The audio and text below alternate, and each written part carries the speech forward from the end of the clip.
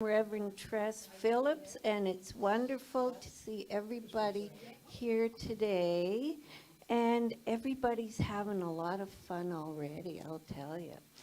And if you would like to join me in our opening affirmation on our pretty pink purple colored sheet.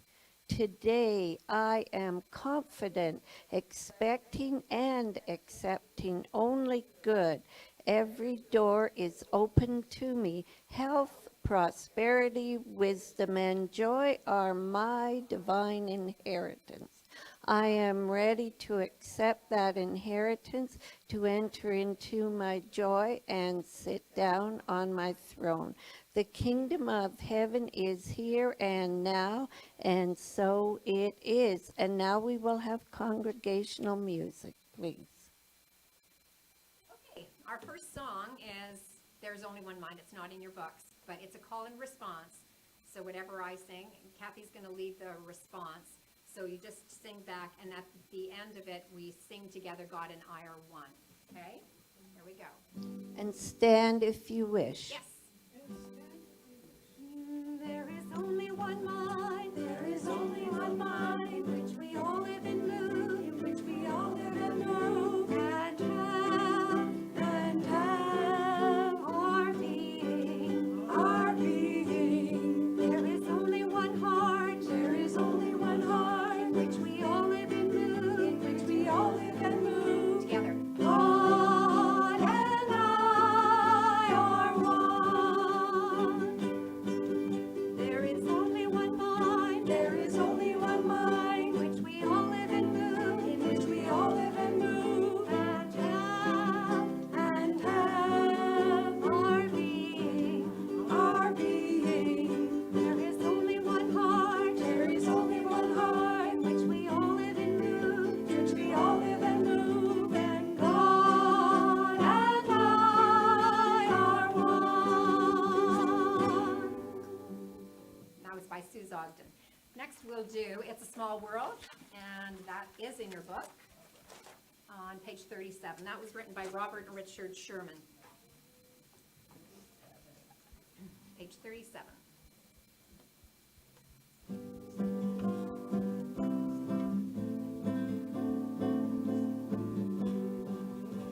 A world of laughter, a world of joy, it's a world of light and divine insight. There is much that we share that is time. We're aware it's a small world after all.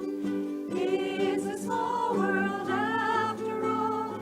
It's a small world after all. It's a small world after all. It's a small, small world. There is just one source, as we all are one, and a smile means friendship to everyone. And the mountains divide and the oceans are wide. It's a small world after all. It's a small world after all. It's a small world after all. It's a small world after all. It's a small, small world.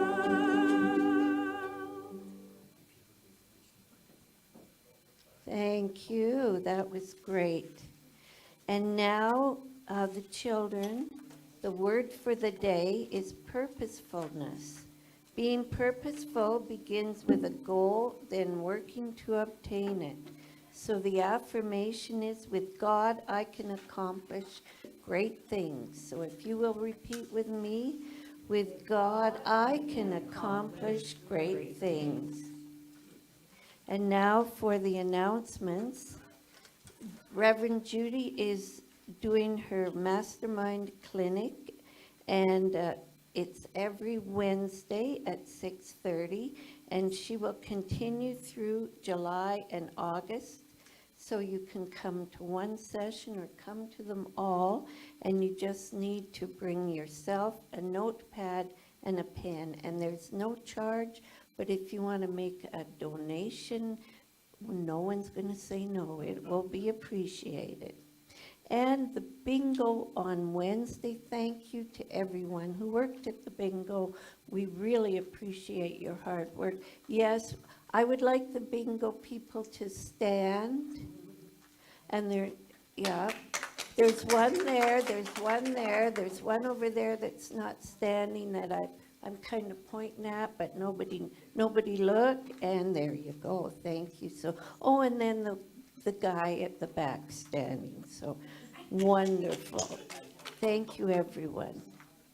And now, just a peace and knowing that there is a beautiful message coming to us, because we are going to learn about the greatest relationship of all.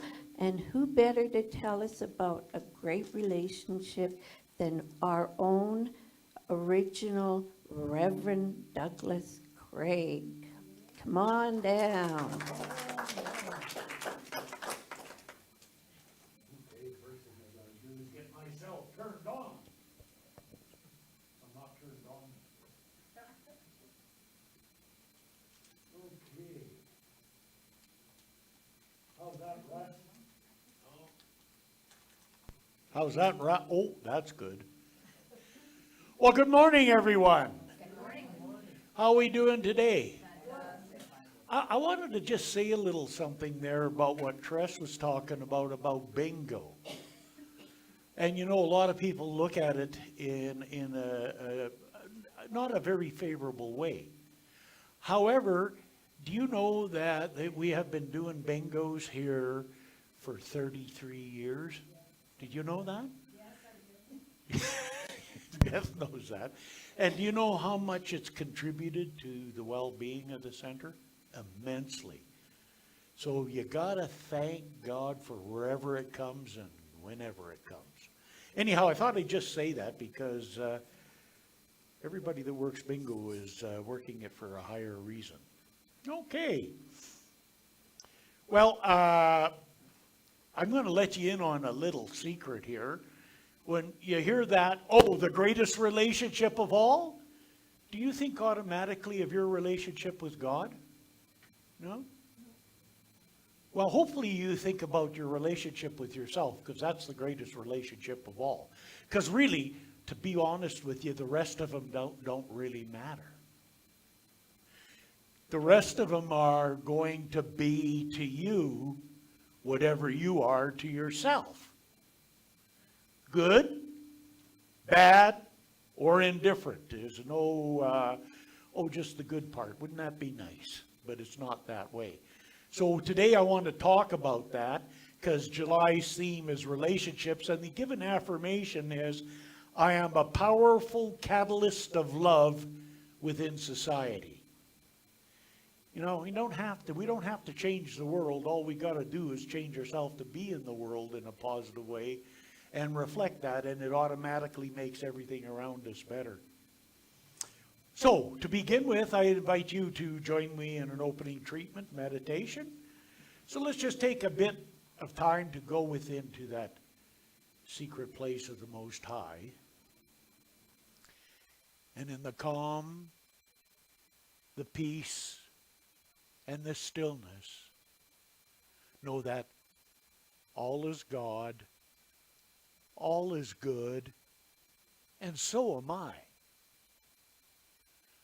For the greatest gift that we could give to the people we care about, to the causes we care about, to our family, is the gift of ourself.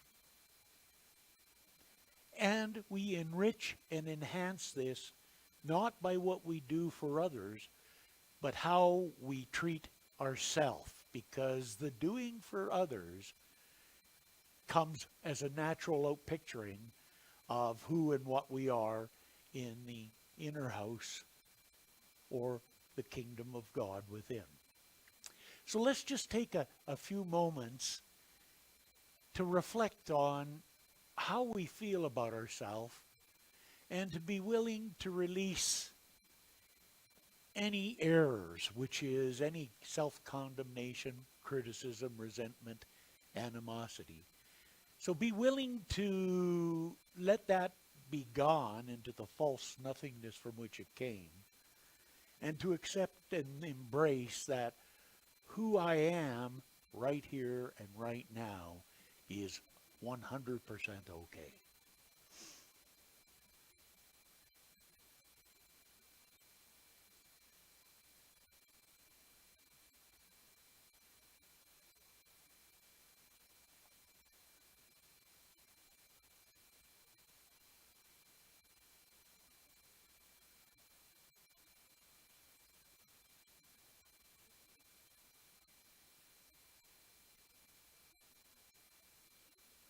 And so let us know and declare together that I am an open, clear, free-flowing channel of God's love, energy, wisdom, kindness, and prosperity.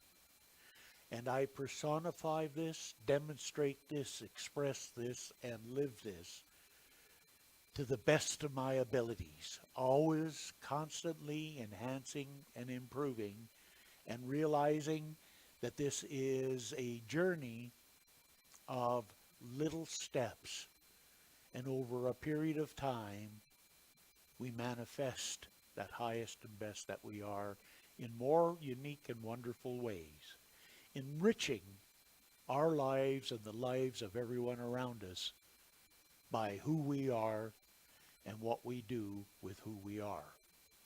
So I know and I declare for myself and for each one that God is good, God is great, so am I, and so it is. So when we talk about the greatest relationship of all, we're talking about our relationship with ourselves. However, our relationship with ourselves is how we enhance or develop or live in our relationships with work, with play, and with family. So it's all tied into one. And I like what Ernest Holmes said. If God can work for us only by working through us, we cannot afford to hold personal animosities or enmities against the world or members of society. All such thoughts are outside the law and cannot be taken into heavenly consciousness. Love alone begets love. Buckminster Fuller said, "You never change things by fighting the existing reality. To change something, build a new model that makes the existing model obsolete." So we got to look at ourselves as a model, okay, and work with that. And you know, it's really interesting. I had an experience this week. I had actually a couple of experiences this week, but one in particular which really brought this to me, to my awareness of how this works. And it doesn't work, oh, I'll just do this for a week and then I got it. It's something that you work at and cultivate during your lifetime. And you know, I had a rather, I guess you could call it intense personality. Still do, but it's more of the affirmative than the negative. And so over the years, I cultivated and worked at it, and I had the stark realization 2 days ago of the power that has given me in my life.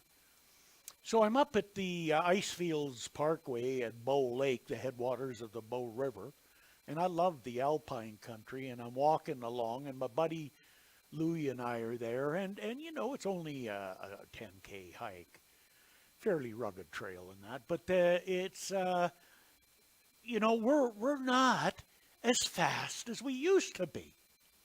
Not anywhere near it. Well, we used to zip up there, pass people, zip back, pass people. Now we go up there and people pass us, and we come back and they pass us. So everybody passes us. Before, that would have been an issue because a guy can get stuck in his ego. You know, guys do that. I guess ladies do too sometimes, right? We get stuck in our ego and forget the bigger picture about what it's about. So we are actually quite slow. However, there's a benefit to doing that, which I never seen before, is to be able to stop and take in the richness of what's around in the scenery. It's just absolutely amazing. And the feeling that I have when I'm there and doing it, and it's not because the mountains are different. They're not. It's not because anything's different there. It's not. There's only one thing there that's different than was there before. And that's me. However, the experience is totally different. I appreciate, I take time to bring in, and it's so easy to practice being grateful. Unbelievable. The freedom just to be grateful in that. And I've never felt gratitude to that degree before. And over the years, it just gets plumbed deeper. And that's because of what Dr. Holmes said here. He said in page 282 of the Science of Mind textbook, he made one comment there in his treatment. He said, there are no obstructions to the operation of truth. And so what he was saying in this statement is we have to purify the channel. We have to get rid of resentment. We have to get rid of animosity. We have to get rid of self-criticism to the best of our abilities. And to the increments and the degrees to which we practice that and live that, our experience of that which is around us is greatly enhanced. But it can only come from a deep desire within ourselves to continually grow and be better. And that requires us to leave behind a lot of that stuff with respect to people and conditions. And, you know, I guess the greatest thing for me is a lot of forgiveness, right? We all know that. Especially when you're dealing with other people, sometimes people find it hard to forgive them because, you know, ultimately they say, well, you forgive people when you love them.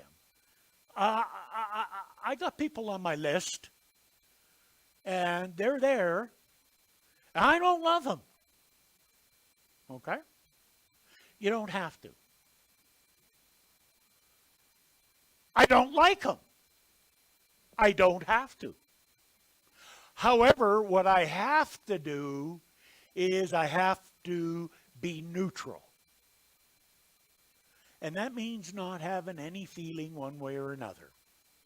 And if you can achieve that, that's what's required to be able to release that from within yourself. And you can always do an acid check. I do it every now and again. I just think of those people to see if I got any feelings. And I don't. Took a long time, but I don't. So I know that at least I'm neutral. And that's okay because then that purifies my channel. Okay? And then one has to do that with oneself. I remember when I got into this teaching, I started with the 12th step. Oh, yeah, this looks all okay, a good point. And I got that part where you got to make a list of all the things that you did and make amends for them. Everybody heard that thing? Well, I had a book that I could write about just the things I'd done. And those are only the things I knew about. Never mind the ones I didn't know about, which sometimes were far worse. So I come to the point where I couldn't spend the rest of my life doing that. And I realized that I didn't have to. I come to find another way, which is learning to forgive myself for all those things and to release that which is inside of me that wanted to hang on to them to be right about not being a good person. Because, you know, if we feel like we're not a good person, then we're going to find all the crappy things that people think about us to hang on to so we get to be right about not being good. Does that sound pretty familiar? And that's a place where we got to work, you know. Terry Cole Whitaker wrote a book, and not the exact title, but very much to it. What other people think of me is none of my business. Because be real clear, folks, the only thinker in your life and your world is you. Nobody else is thinking in your head. It's you that do all the thinking, so you could choose what to think and what not to think. So we got to take back our power and be in relationship with ourselves to know that we don't have to take that stuff on, and it doesn't mean that there's something wrong with us, because a lot of people master at guilt, laying guilt trips on you. Anybody ever had that happen? Yeah. Well, you know, that's their problem, not ours. Okay? That's their problem, not ours. It's only our problem if we take it on. So it's very important to develop that good relationship with ourselves. And to remember, too, that what Martin Luther King says, I like this. He said, we may have all come on different ships, but we're all in the same boat now. We're all in the same boat, folks, no matter what, whether you like it or not. So it's really important to develop that relationship with ourselves. The other thing that I come across as another good point for you and I is, anybody use that word? Anybody ever use the word someday? Someday, I call it someday-itis. But it's the someday syndrome. This guy, Randy Commissar, wrote, and then there is the most dangerous risk of all. Watch out for this one. The risk of spending your life not doing what you want on the bet you can buy yourself the freedom to do it later. So we want to get away from the do it later syndrome. It's really interesting. That is really hard for younger people to grasp. For older people, it's a little easier to grasp. For example, we've all been kind of restricted for a couple of years about where we could go and what we could do. Poor me, I was punished. I had to spend 110 days and 2 summers hiking in the mountains, but because I couldn't go anywhere. Don't you feel sorry for me? No. However, now that we're coming out of it, and I'm looking at the timeline, reasonably, I'm 73, to do stuff. So I've got a whole bunch of experiences cranked up for next year. We got 5 of them, I think, big ones, and trips and that. Because, I got to make up for the 2 years that we didn't get any. But it's about going for it. It's not about what we couldn't have and what we couldn't do. It's about what we can have and what we can do. And it's so easy to say, gee, that's a lot to do next year. Maybe we should put some off till another year. Whoa, watch that one, folks. Watch that one. If I'm 20, well, okay, no problem. At this age, I want to put that kind of stuff off if I got an urge to do it.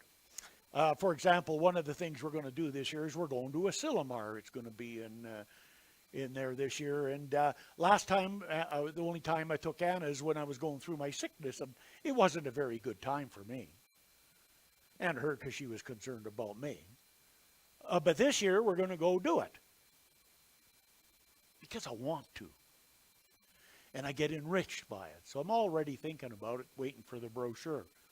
So don't wait and get caught in the someday syndrome.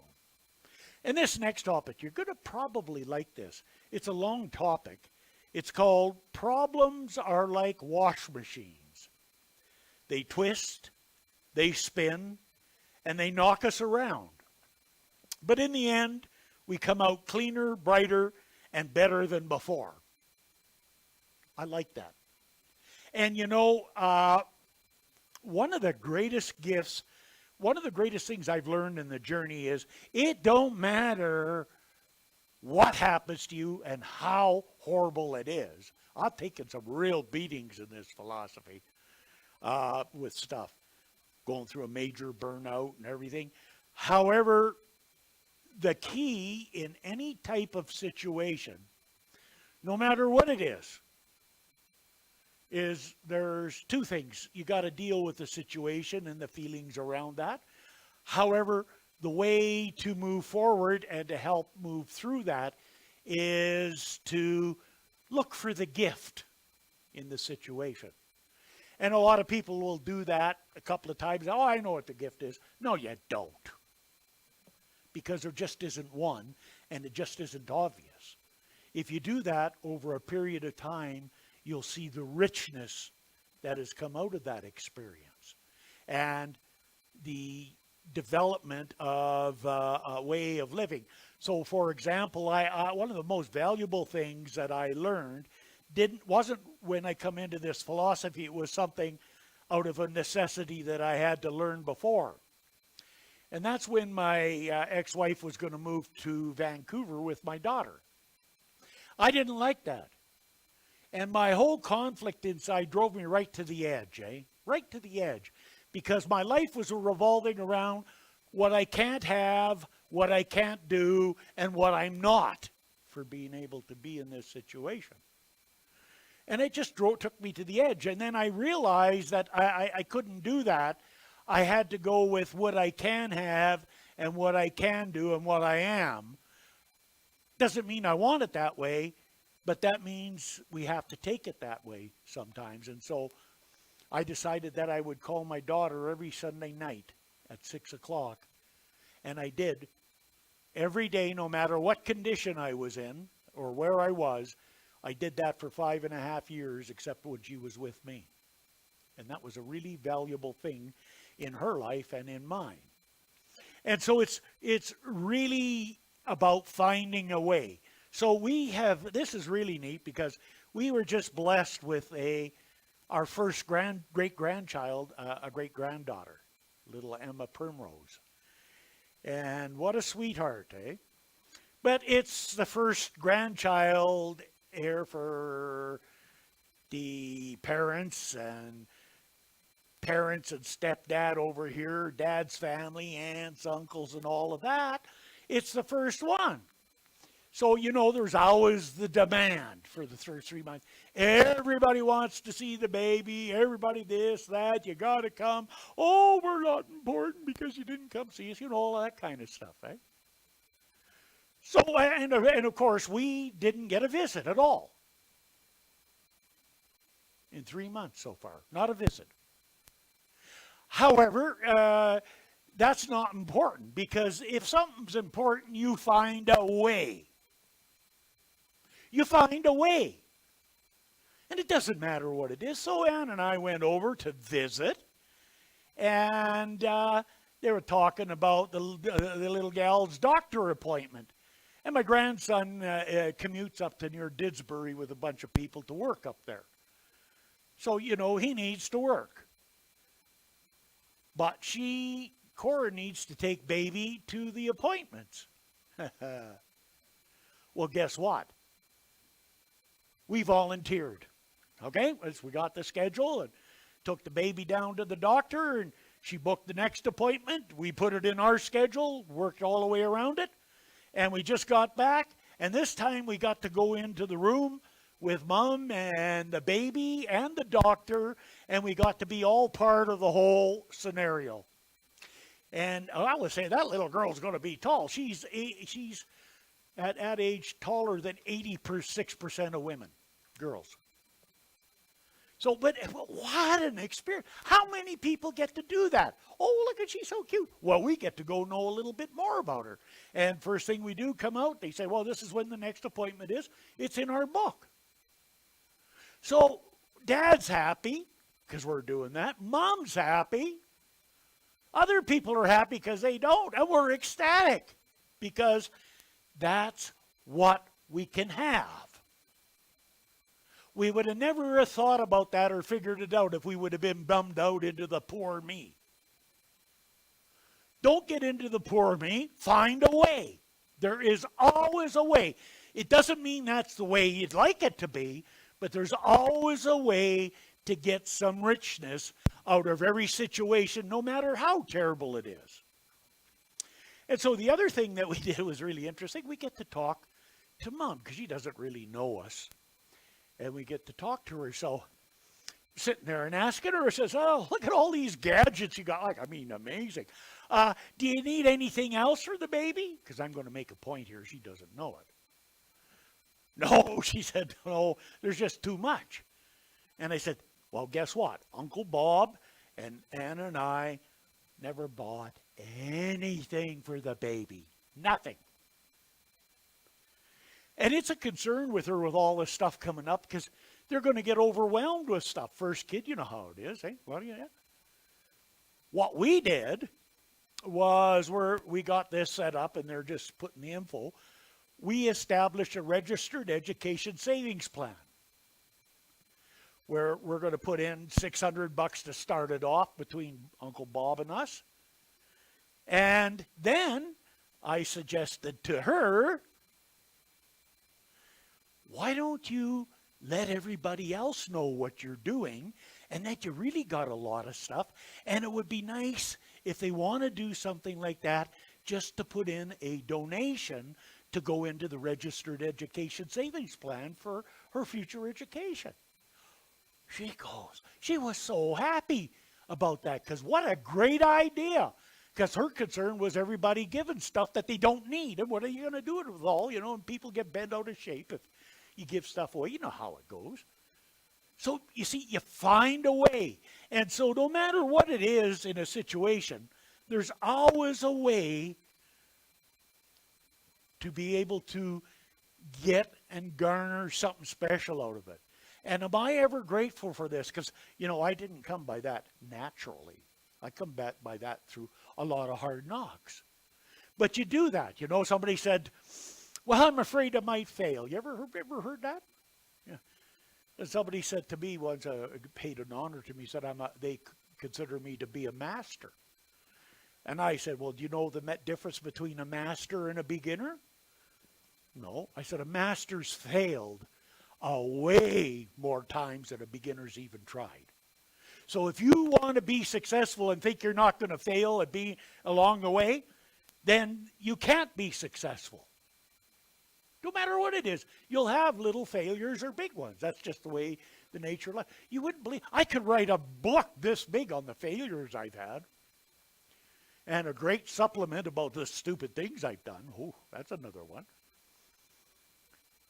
Okay, so it's all about the relationship with the self. And I'm going to leave you with this thing to contemplate a little bit. It's called the 10 Painful Truths. Number one, the average human life is relatively short. Order of the day is people say, I wonder where it all went. It all seems to be going so fast now when I get older. Anybody said that? Well, that's because life is like I'm going to do that. It's like a roll of toilet paper. The closer it gets to the end, the faster it seems to go. Okay. You will only ever live the life you create for yourself. Did you hear that? And you might say, I'm too old, it's too late. Oh, you're breathing. It's never too late to create some good. There's lots of great things you can create. Being busy does not mean being productive. Okay? So be busy, but be productive. Some kind of failure always occurs before success. And it's not, oh, why did this happen to me? It's, oh, what do I need to know from this? You know, I mean, it's just like you're going down a road trying to drive there and you take the wrong turn and you get whapped because you run into a rut or something that gets you snagged. Thinking and doing are two very different things. Anybody think about a lot of things that they'd like to do and never do them? Right? Cross it off your list. Just put the ones on there you're going to do. If you got too big of a list of the things you're going to do, you're going to end up not doing them and you'll get into the do-do. Oh, there you go. You don't have to wait for an apology to forgive. It's got nothing to do with the other person. It's got to do with you. If they don't, I've had to forgive some people that they don't like me. But they ever have and they never will. And I don't care. It's about how I feel about them. Do I love them? No. Do I like them? No. Am I neutral? Yes. Some people are simply the wrong match for you. Okay? It's just that way. It's not other people's job to love you. It's yours. Doesn't matter if anybody else loves you, that's their choice. It matters if you love yourself. What you own is not who you are. I always say it's lovely if you got assets, long as your assets don't run you and don't own you, long as you own your assets. And the last thing is everything changes every second. I was just thinking about that pictures and the comments about that new telescope they've got away out in space, and it's showing, I think it says to get some of the light to get to that telescope has taken 13 billion years to get there. That's how far it is away.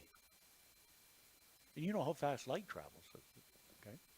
And what they have saw is galaxies that are just in formation and growing, and other stars that are dying.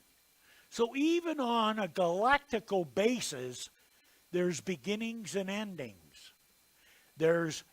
Everything changes no matter what. The only thing on this entire planet that tries to not change is people, because we like to maintain the status quo. But everything changes. So it's not a case of whether change is going to happen with you and to you. It's just a matter of what are you going to change into.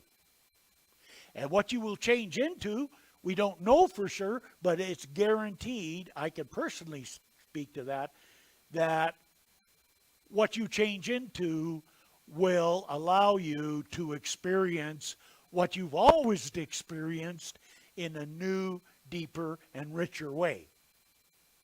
I just proved it to myself last week, 2 days ago. It's just like that. Same person doing the same thing in the same place, but a totally different experience, like I've never experienced it that way. You'll never experience yourself the same way if you do these incremental little things, and that's a good thing. And as far as I know, it just gets better. So I know for you, as I know for myself, that God is in me, through me, as me, and expresses by means of me in my own unique and special way. So I go forward declaring it, accepting it, and knowing it to be so, and so it is. Whee!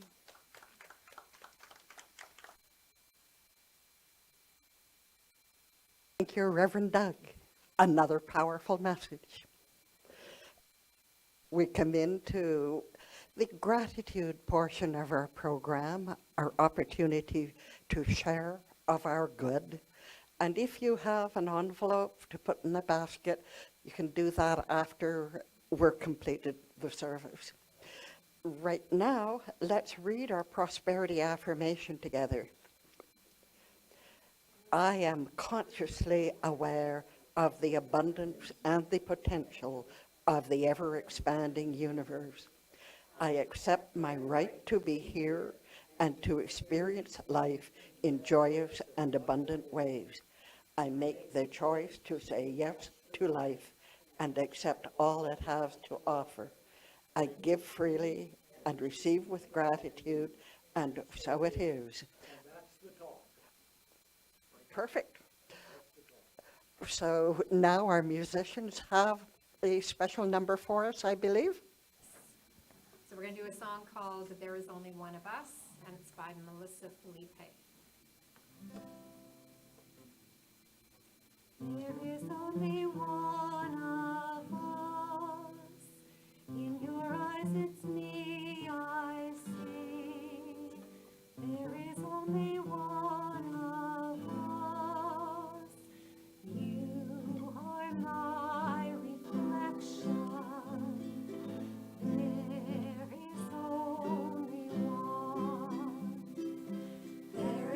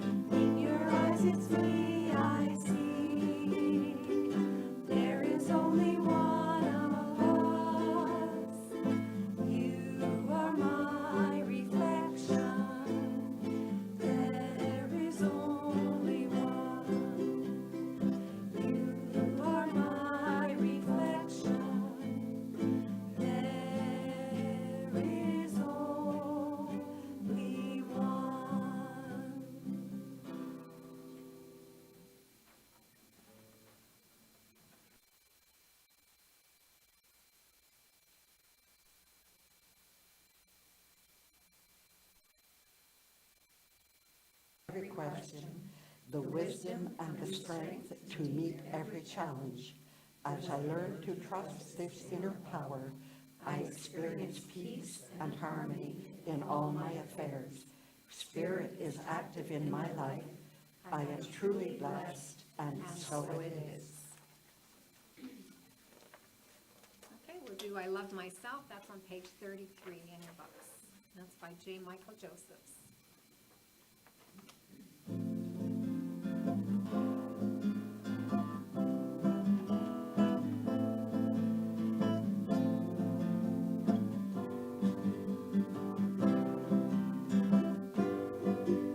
I love myself the way I am. There's nothing I need to change. I'll always be the perfect me. There's nothing to rearrange. I'm beautiful and capable of being the best me I can. And I love myself just the way I am. I love you the way you are. There's nothing you need to do. When I feel the love inside myself, it's easy to love you. Behind your fears, your rage and tears, I see your shining star. And I love you just the way you are.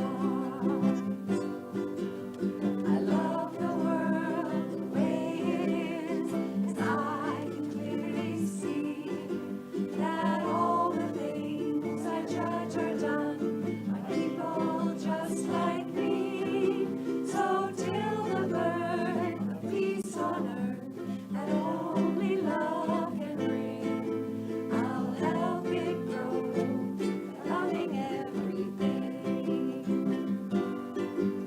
I love myself the way I am, and still I want to grow. But change outside can only come when deep inside I know I'm beautiful and capable of being the best me I can. And I love myself just the way I am. I love myself just the way I am. And I'm going to change things around a little bit. I want to talk about our practitioner interns, Gord Hemmelgarn and Lou Clark. Lou isn't with us today, but Gord is. And if you probably, or maybe none of you have had the experience of having Gord do a spiritual mind treatment for you, but he is powerful. So if there's something in your life that isn't going quite right, that you might like some help with, talk to Gord. And of course, Reverend Truss and I are available as well. But just to show his power, I'm going to surprise Gord and ask him to do our closing treatment. If I may move this mic a little bit. No, that can stay right there, Reverend Judy. I'm supposed to pick me up, right? So, am I ever thankful for this wonderful day, this wonderful message that we had that we may share? I look forward to each of us going to a fulfilling day as we release any anger that we may have carried, and we go at the very minimum neutral. I carry no anger, I carry no grudge. I carry love, or I carry nothing at all. But I am happy, and I am happy within myself. I know this is true for me, as it can be true for you if you choose. I release my word, I know it's acted on, right here, right now, and so it is. And so it is. Thank you. And we will do Yes, There is Peace on Earth. That's on page 114.